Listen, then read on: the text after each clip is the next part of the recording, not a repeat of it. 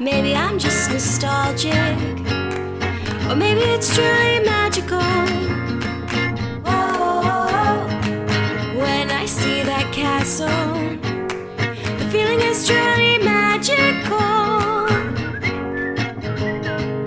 Maybe I'm just nostalgic. Maybe it's truly magic. Maybe I'm just nostalgic. Maybe it's truly magic. Hey Disneytos, it's Brooke. And it's Producer Matt. And it's not Producer Matt, it's co-host Matt today. Co-host Matt. Okay. You want to know a fun little fact I realized while editing last week's episode? Yeah, the one I wasn't on? Yeah. Because I haven't seen Toy Story 4. So with you not being on that episode, officially you and I are tied for the most podcast appearances, with Andrew way below us. Oh yeah, he's missed so many. I was gonna say, was that the first one I missed? That's the first one you missed, and the only one that I had nothing to do with was the Frozen 2 trailer reaction. Let's file that one under barely an episode. Not real. It's just not real. We should delete that episode, and then no one will know what we're talking about ever, except for the people that got to hear it beforehand.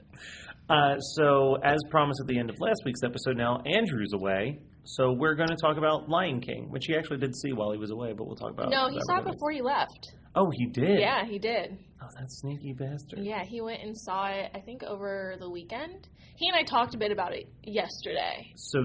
And he probably could have done this episode with us, because we theorized that Andrew would be really negative about it and just hate on everything, but he wasn't too bad in my conversation with him. Well, he did. We know for a fact that he hung out with Gleefully Tim again, so probably next week's episode. What are we? Just Tim's promoters? I don't know, but I was going to say, it sounds like... kickback from his followers? Come on. But it sounds like next week's episode will probably be Andrew telling us about his trip and also his feelings on Lion King. So we'll get a little bit more in that, but he's not a hater, is where you landed. Not entirely. Not as badly as we thought, at least. Okay. So, guys, new Lion King. I saw it opening night with my mom because I'm adorable like that. I saw it about a week after its release, which is not on brand for me. Well, I had to see it because I was leaving for St. Martin the next day. Well, 2 days later. So I was like, I got to get this in now or it's just never going to happen, just like Toy Story 4. So I got to say, my first impressions are that it's gorgeous. The CGI and the artwork done on this film are just so impressive, I think. There's moments where I thought I was watching a nature documentary. Do you remember the opening scene with the mouse? It's incredible. I thought it was real. Yeah. I was just like, what? Literally until Scar put his paw on it. You could have fooled me. Yeah, and I was like, oh, that didn't change at all, so that must actually be a CGI mouse. Mm-hmm. I was waiting for the awkward cut from real mouse to CGI mouse. Yeah. It was real the whole time. Well, fake the whole time. Oh, yeah. See, I'm just so confused. I thought it was really interesting and also impressive how they got the little nuances of all the movements that the mouse makes, its tail climbing the reed, and it's using it for balance and stuff. The little nose and the oh mouth. My god! Yeah. I was like, this is ridiculous. It's absolutely the most impressive photorealistic CG I've ever seen. They need to get some awards just based on the work they did to make this look real. If they're not at least nominated for some type of visual effects awards for this movie, then I'll be baffled. Because nothing's come close to it. Oh, I know. It's gorgeous. Also, I'm sorry if you hear a drink. I'm not drinking wine. We're at work. I'm drinking Starbucks. But you've been working on that for 2 hours. I go very slow. You do. I got to drag this shit out, Mine's gone before I start eating my lunch 15 minutes after. No, I was also on a call. It was real dumb. You're also drinking a cold drink. I feel like you get a little bit more time with that than you do with a hot chai. Why? A hot chai turns cold and then it's gross. Is it? Yeah, it's kind of gross. I drink I let my hot drinks get cold all the time. I'm still oh, it's pretty good. So, I, for the most part, really enjoyed it. It's currently sitting in my top 10. I will go on record saying it's a good movie. Yeah. Overall, this is a good movie, and you don't need to worry about, we're not going to give away any spoilers because they pretty much go shot for shot. Yeah. with the original, with a few changes in the sense that they take some things out. But I would say there's no real additions. No, there's the only real addition that I can think of in the movie was establishing a lot of the other characters. Like, in the cartoon, it's pretty much just Simba, Timon, and Pumbaa, but they take him to this, like, special hidden area where it's a bunch of different misfit animals. But that's it. That's literally the only addition. It's like maybe an extra 5 minutes. I think they developed Shenzi a little more. And I think a little more. You still don't get their whole background. But there's a little more depth to her. Yeah, they made some changes to the height. There's some changes, but full-out additions, I don't think so. I think they gave us a little bit more of a background between Scar and Mufasa that wasn't that was more implied in the cartoon, but not outwardly stated. I was going to bring up, our episode, we were like, misunderstood villains. Yeah, they followed your storyline. When we talked about Scar, and I was like, he's probably like the younger brother who couldn't live up to expectations. I think one of you literally said maybe Mufasa gave him the scar, and that seems to be what is heavily implied in the conversation. Yeah. So I was like, wow, we pretty much nailed that. Maybe it was just very obvious, and we thought we were smart. No, because when they started talking about it in the movie, I'm like, that makes so much more sense why he would be like this vindictive of a ruler. Yeah. So it's a good movie overall. But I was thrown off at the very beginning. So you get your sunrise and you get the Na Svenya. Yeah. Or so you think. Do you really get that? Because I remember watching the original, and when that, na hits, it's like, boom! But you know what they did get right? Speaking of the boom. Speaking of the boom is the end of the song they get right. I don't know. The circle of life. Boom! Cut to the black screen with the words Lion King. Yeah. It's just like, fuck yeah. Well, I didn't even really care about that so much because the song didn't hit me when it first came on. Yeah, it doesn't. It seems so quiet. And I was just like, the fuck is this? Someone posted a picture from that. I think it was probably from the cartoon. But it just said, could you imagine having to wake up at the ass crack of dawn so your boss could show off his new kid? Well, if it looked like Simba, if they were like, look at this lion cub we got, I'd be down. You know what they also kind of, and I think we talked about this briefly, but they really, really trimmed down Rafiki's importance. Jumping sorry. all over the place. Well, because he's in the Calm Circle of Life sequence.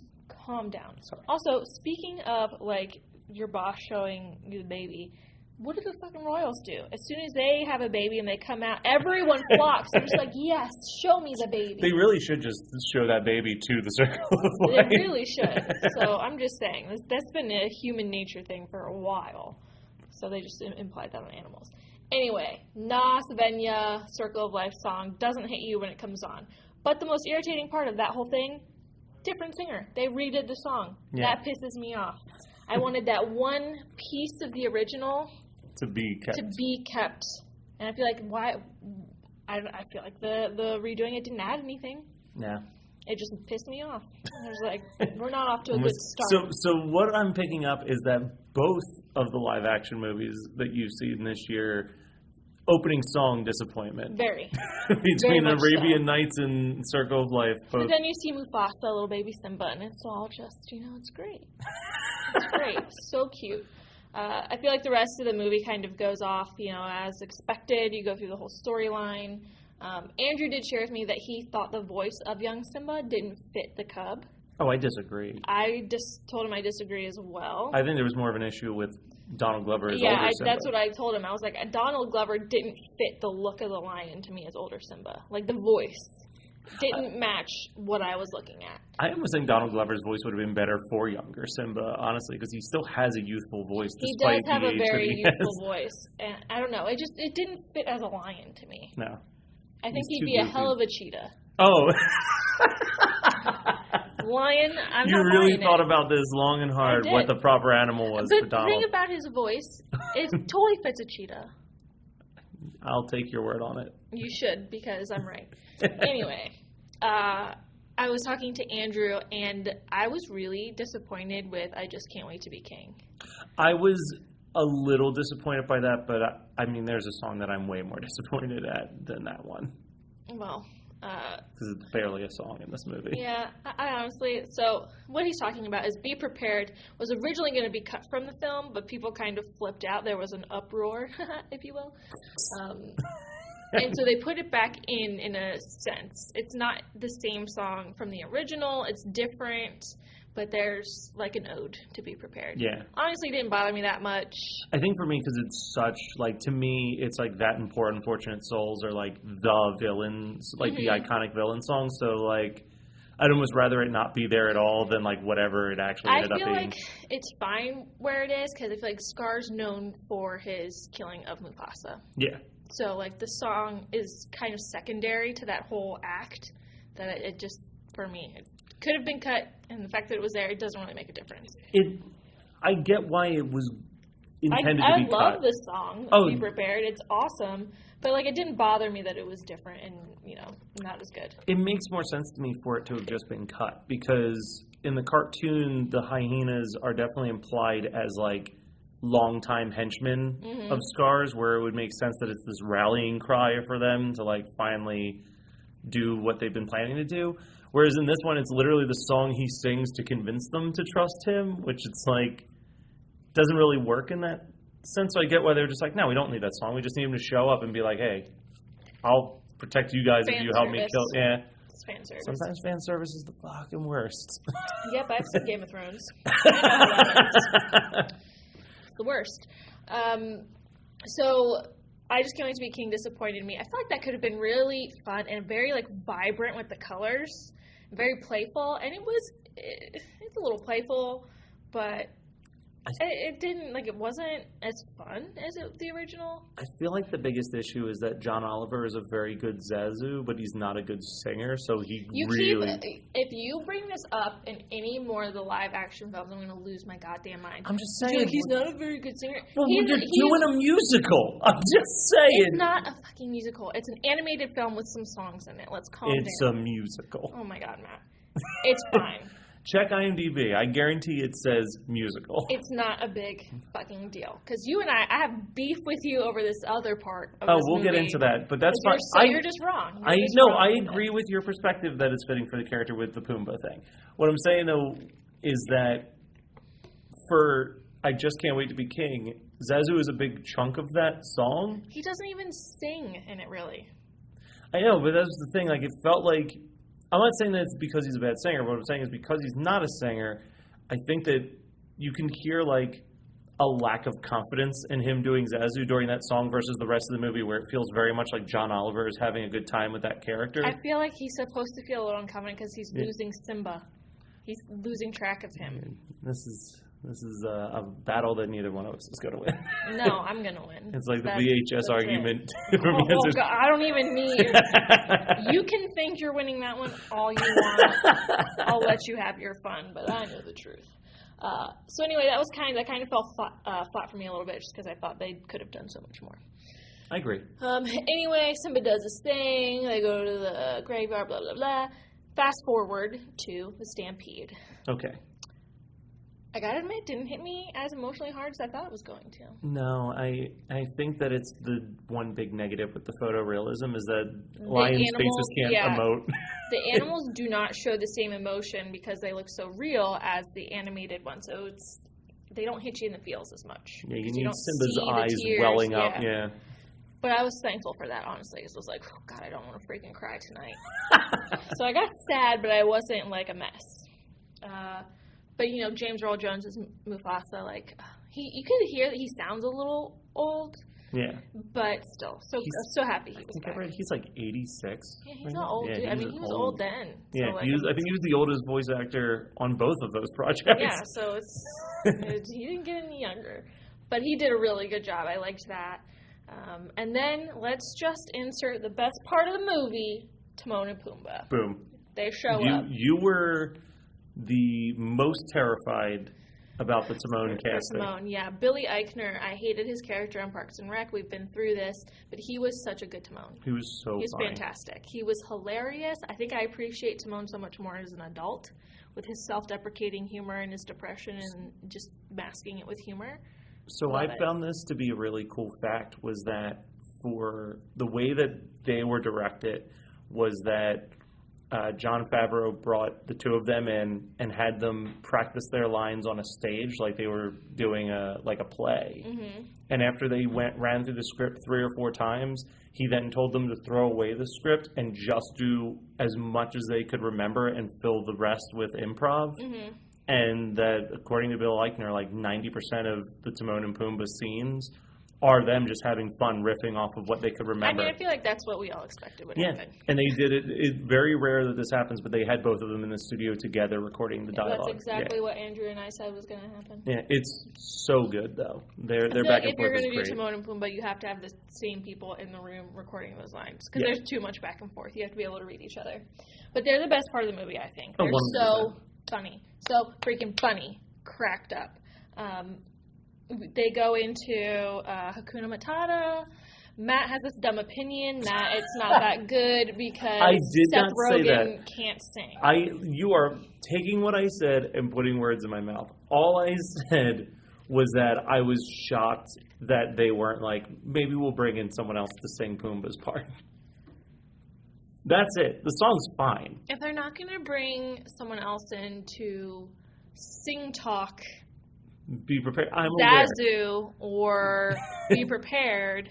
I don't think they're going to do that for Pumbaa. Yeah, which according to Seth Rogen, he felt so bad for Pharrell because that was who was assigned to him to teach Seth Rogen how to sing. And he's like, what you're hearing is me giving my absolute best attempt at singing. I love that he's not good at it. I love that makes it into the movie because I feel like it's real to Pumbaa. Like, I would not expect him to be a good singer.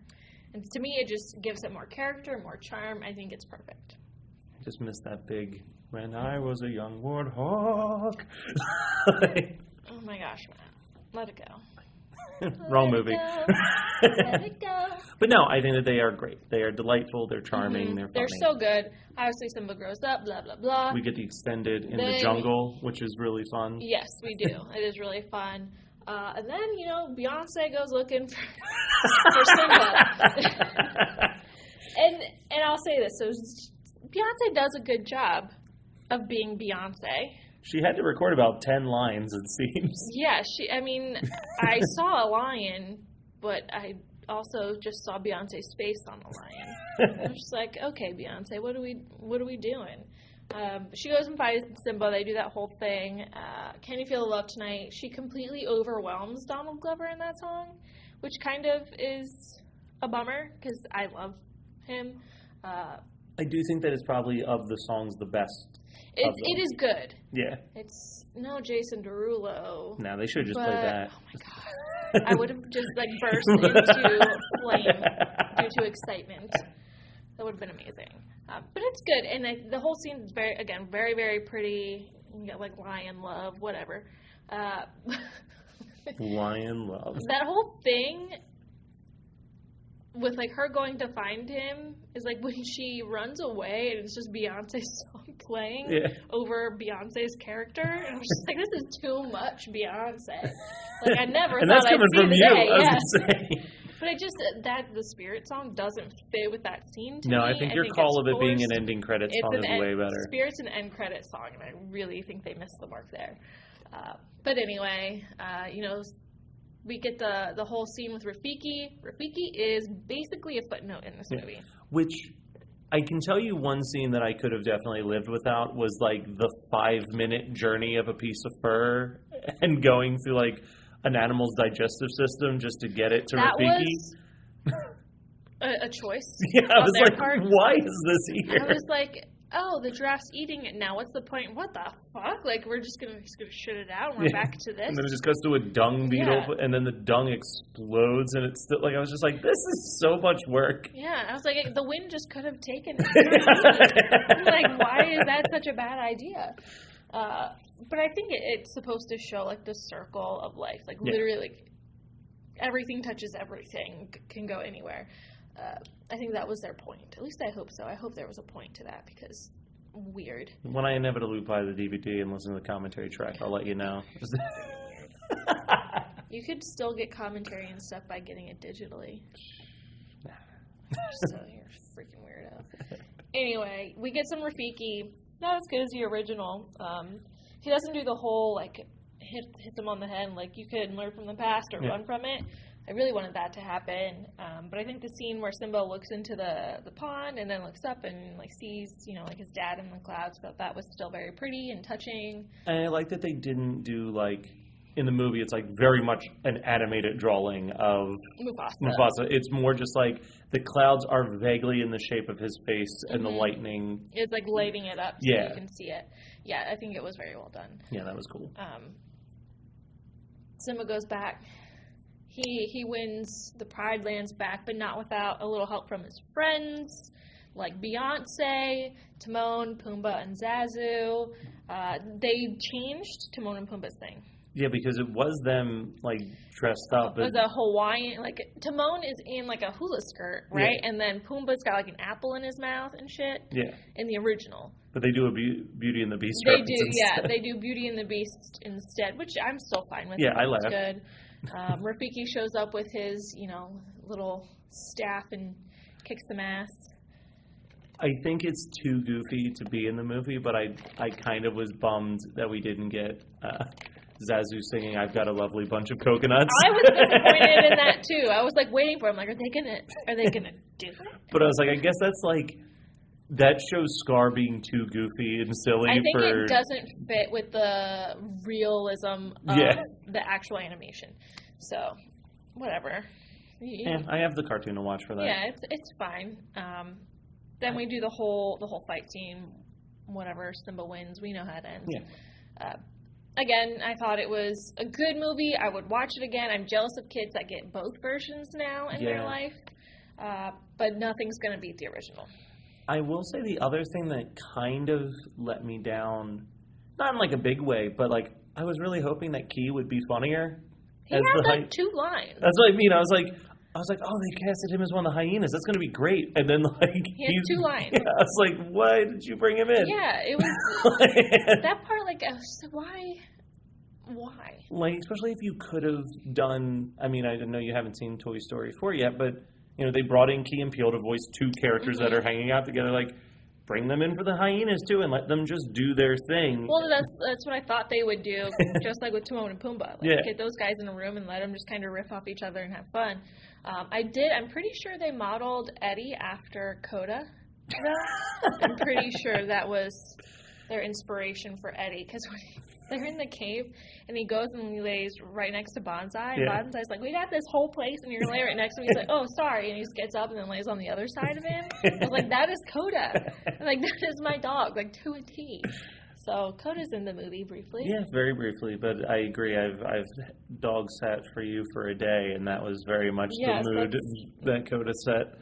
That's his life. That's, those are the choices he makes. Yeah, all in all, I definitely think that the people who are just overly trashing this movie, it's just complaining for the sake of complaining. And I think they're going to do that with every live action and like remake, because I don't know, people just want to be angry.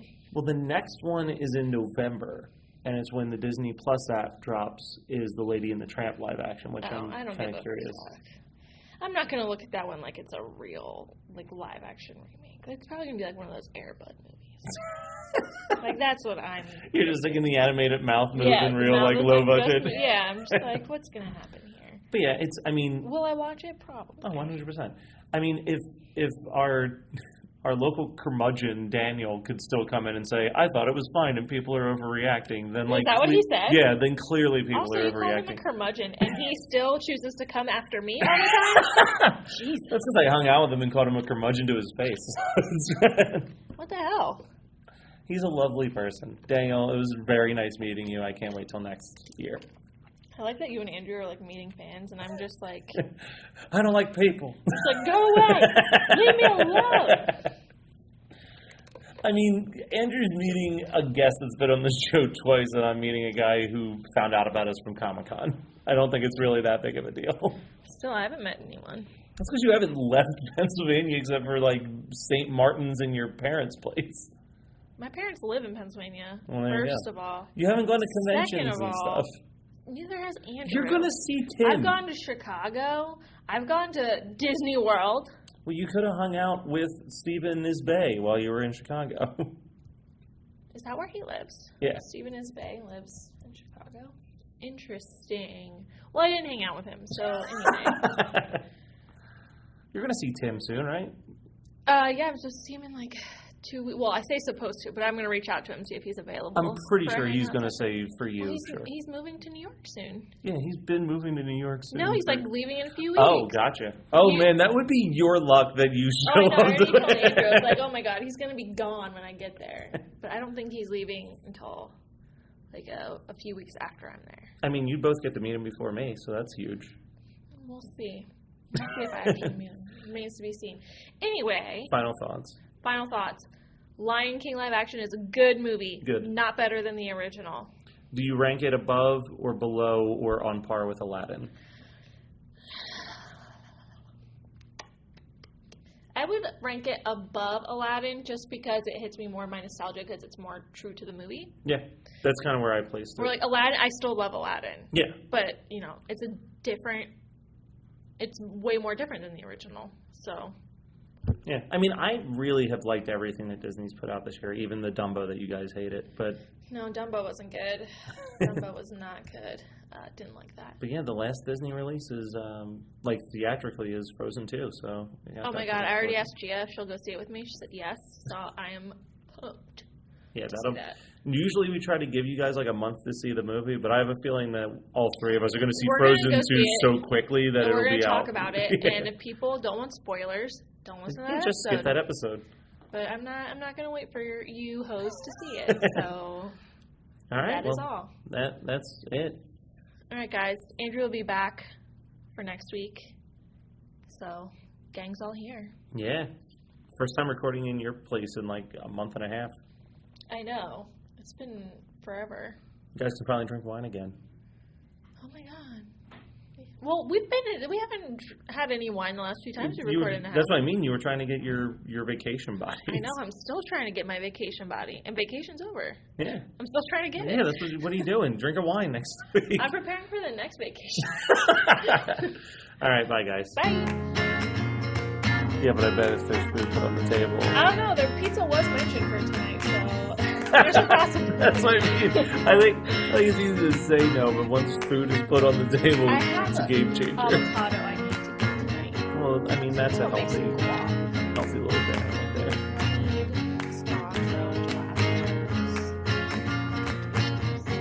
So you need literally everything that goes into guac except for the avocado. I have red onion. Okay.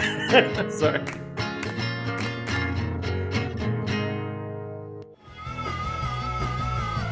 You're listening to the Geekscape Network.